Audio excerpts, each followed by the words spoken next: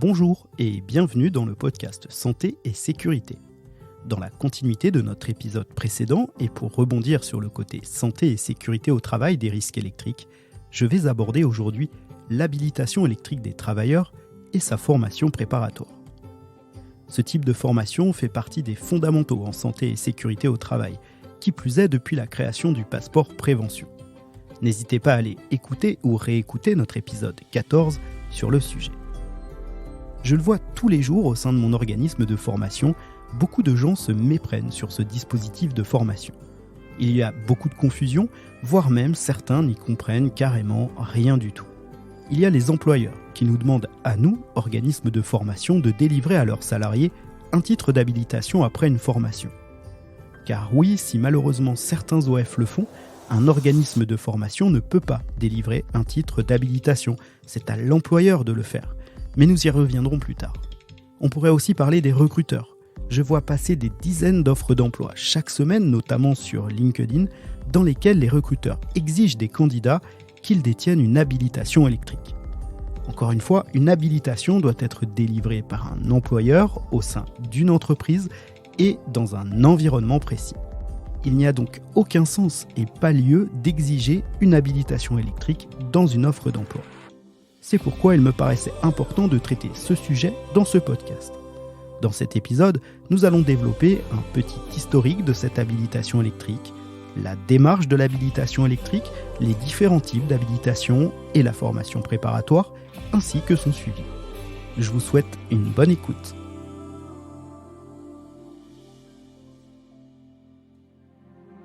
En 1982, un décret relatif aux mesures de sécurité des travailleurs contre les risques d'origine électrique est publié et crée le recueil d'instructions générales de sécurité. Il prévoit entre autres, je cite, que l'employeur doit s'assurer que le personnel chargé d'effectuer des travaux hors tension soit instruit des précautions à prendre pour éviter les dangers de l'électricité. Un nouveau recueil sera mis en place par arrêté en 1989. Et c'est en 2010 qu'un décret impose l'habilitation électrique. Ce décret, qui entrera en vigueur en 2011, ne rendra l'habilitation électrique réellement obligatoire qu'à partir du 1er juillet 2013. Et en 2014, un arrêté impose la norme NFC 18510 et son recueil UTE de 1989. Cette norme et son recueil technique définissent entre autres le champ d'application des habilitations électriques, ainsi que la formation, son évaluation et son suivi. Seulement voilà, 2 ans après, un décret, celui du 10 février 2016, annule l'obligation d'application de cette norme. En effet, en France, les normes sont d'application volontaire et seul un arrêté signé du ministre intéressé peut rendre une norme d'application obligatoire. De plus, ces normes obligatoires doivent être consultables gratuitement sur le site internet de l'AFNOR. Et il s'avère que le recueil UTE, issu de la norme NFC 18510 et la norme elle-même, ne sont disponibles auprès de l'AFNOR qu'après achat. Si l'application de cette norme n'est plus obligatoire, sa pertinence n'en est cependant pas remise en cause et il est toujours recommandé aujourd'hui de s'appuyer sur celle-ci. En octobre 2016, un décret modifie l'article R4544-11 du Code du travail. Désormais, l'habilitation électrique obligatoire des travailleurs réalisant des opérations d'ordre électrique sous tension est conditionnée par une formation préalable réalisée par un organisme de formation agréé par l'État. Un mois plus tard, en novembre 2016, un arrêté précisera les modalités d'agrément de ces organismes de formation. Ainsi, les formations préalables à l'habilitation pour des travaux sous tension ne peuvent être dispensées que par des organismes agréés. Le contrôle de ces formations est donc réalisé dans le cadre de l'agrément. Les autres formations préalables à l'habilitation électrique ne nécessitent pas d'agrément et c'est à l'employeur d'organiser la formation préalable à l'habilitation et de s'assurer que cette formation soit en adéquation avec les activités, les aptitudes et les compétences de ses salariés. On vous met toutes ces références réglementaires en description. En préambule, je moquais ces employeurs qui demandent aux organismes de formation de fournir des titres d'habilitation pour leurs salariés et je me moquais de ces recruteurs qui exigent un titre d'habilitation pour postuler à leur offre d'emploi. Je dis moquais car cela est en fait très révélateur. Révélateur de la méconnaissance de l'objectif et de la démarche d'une habilitation électrique. Car il ne s'agit pas d'envoyer bêtement un salarié en formation pour s'affranchir de ses obligations. Non, il s'agit bien d'une démarche de prévention. Et puis, il n'existe pas une habilitation, mais des types d'habilitation. Certains organismes de formation, pour faire plaisir à leurs clients, vont leur transmettre des titres d'habilitation tout faits, déjà renseignés, sur lesquels l'employeur n'aura plus qu'à apposer sa signature. Le client de cet organisme de formation a alors l'impression de recevoir un service de qualité. Et puis c'est intéressant pour l'OF car il n'oubliera pas d'y afficher dessus son logo, ses coordonnées, histoire que cet employeur n'oublie pas de le rappeler quand l'heure du recyclage sera venue. Ok, pourquoi pas. Sauf que dans la pratique, cette habilitation est encore une fois de la responsabilité de l'employeur. En cas d'accident, il y aura probablement investigation. Les enquêteurs, qu'ils soient de la police, de l'inspection du travail ou de l'assurance maladie, vérifieront que le code du travail a été respecté, le document unique de l'établissement, sa pertinence et son application, et qu'une politique QVCT a bien été mise en place.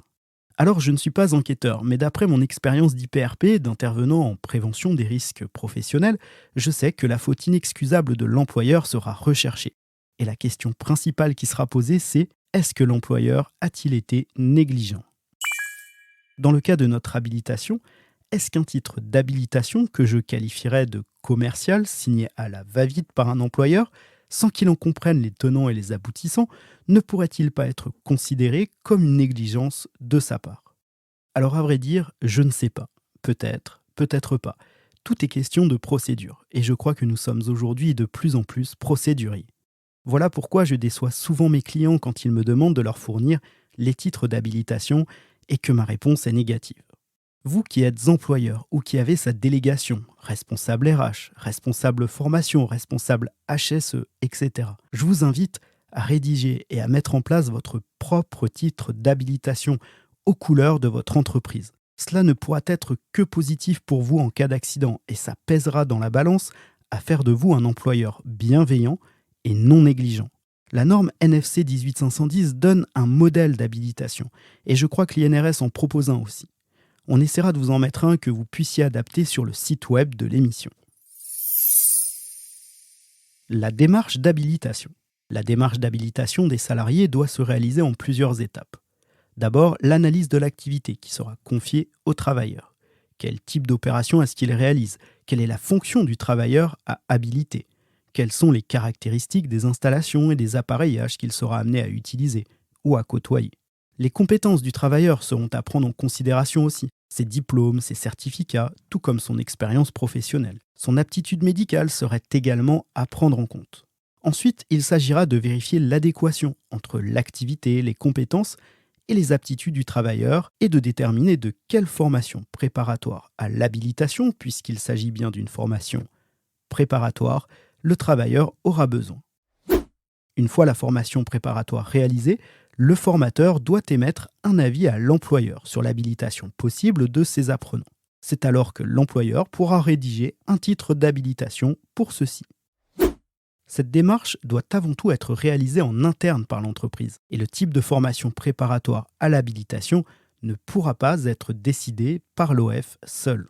Alors, je suis d'accord avec vous. Dans les faits, ce n'est pas ce qu'on voit, car les organismes de formation vont souvent proposer des programmes standardisés.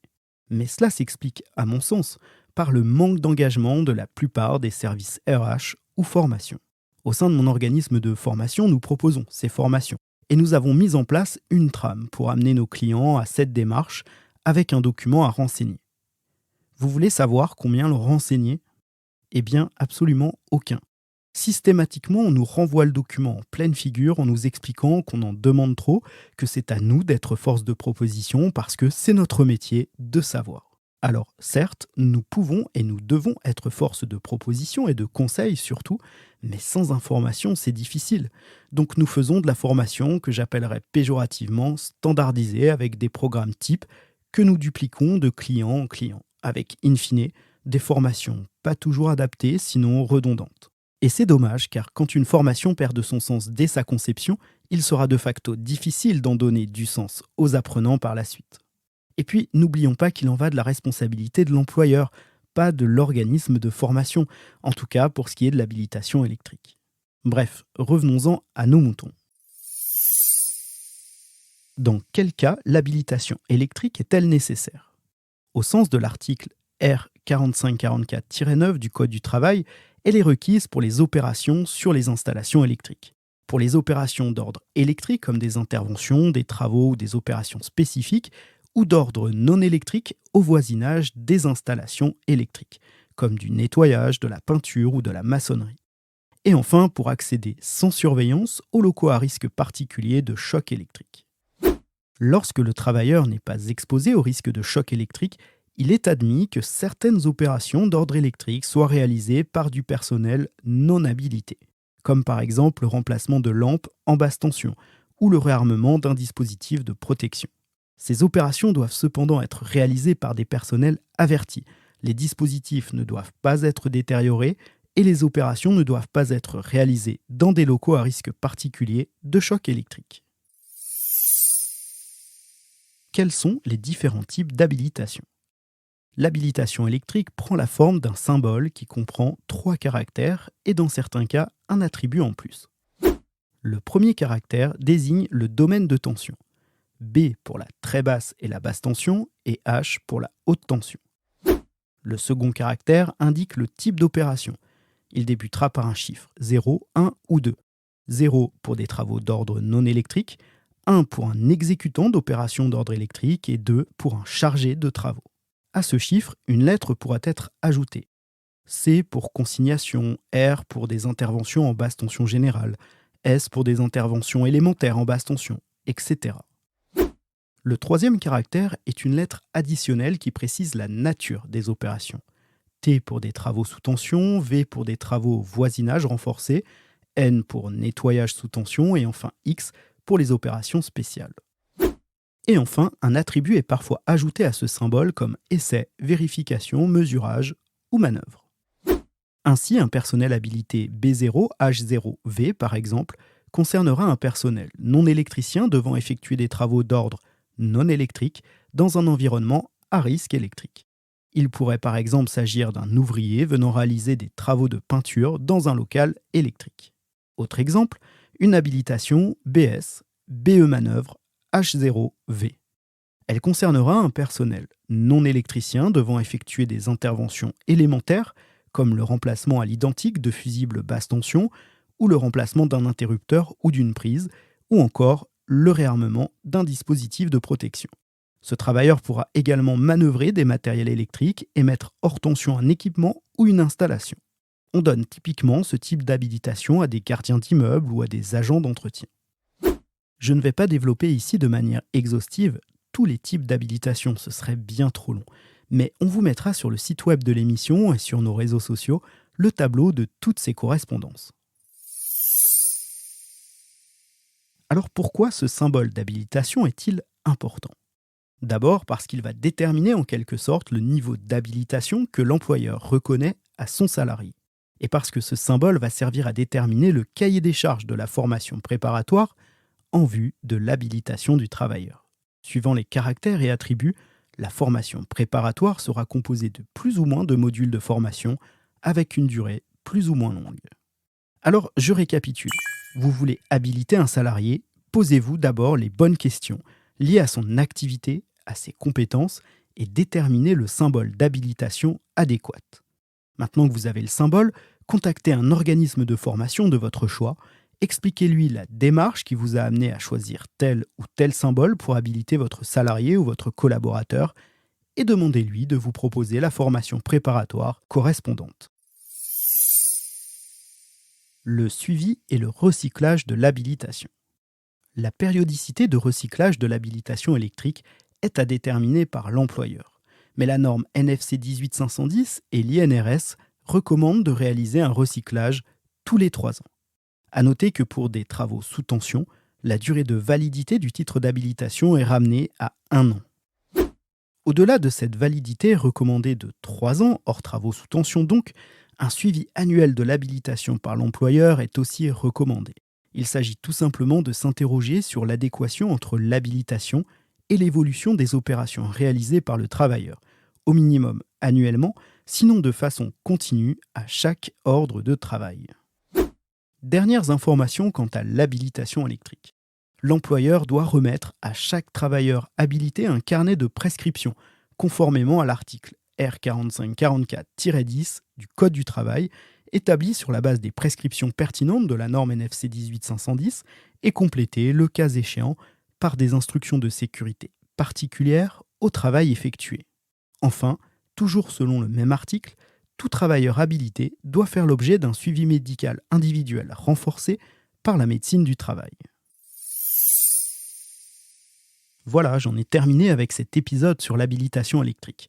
L'habilitation électrique est souvent vue comme quelque chose d'inutile, et quand on forme dans ce domaine, il est vrai que susciter l'engagement des apprenants n'est pas simple, tant ils arrivent en formation avec des a priori, sans comprendre vraiment ce qu'ils font ici, et avec l'impression de perdre leur temps. Je me répète, mais quand une entreprise envoie des salariés en formation sans s'y être intéressé véritablement en amont, hormis la recherche d'un coût de formation le plus bas possible, avec comme unique objectif de simplement remplir une obligation, de remplir une case dans le document unique, et sans quelque autre explication auprès du salarié concerné qu'un simple courrier de convocation, l'engagement de ce dernier est évidemment mal engagé. Les organismes de formation et les formateurs aussi ont leur part de responsabilité. Le marché de la formation sécurité, il ne faut pas le nier, est un vrai business. Et il y a évidemment dans le paysage des organismes de formation et des formateurs pas très professionnels, voire peu scrupuleux, dont leur seul objectif est leur chiffre d'affaires malheureusement. Voilà pourquoi je tenais à produire cet épisode et remettre quelques pendules à l'heure. J'espère vous en avoir appris davantage sur l'habilitation électrique et si vous avez d'autres questions, n'hésitez pas à nous les poser en commentaire sur votre appli de streaming, sur YouTube, sur Instagram, Twitter ou LinkedIn, ou bien même par mail si vous préférez sur santésécurité.podcast@gmail.com. Si vous voulez soutenir cette émission, n'hésitez pas à mettre des étoiles ou des cœurs sur votre appli d'écoute et à partager ce podcast. Ça nous aidera vraiment beaucoup. Je vous souhaite une belle journée, mais surtout, prenez soin de vous.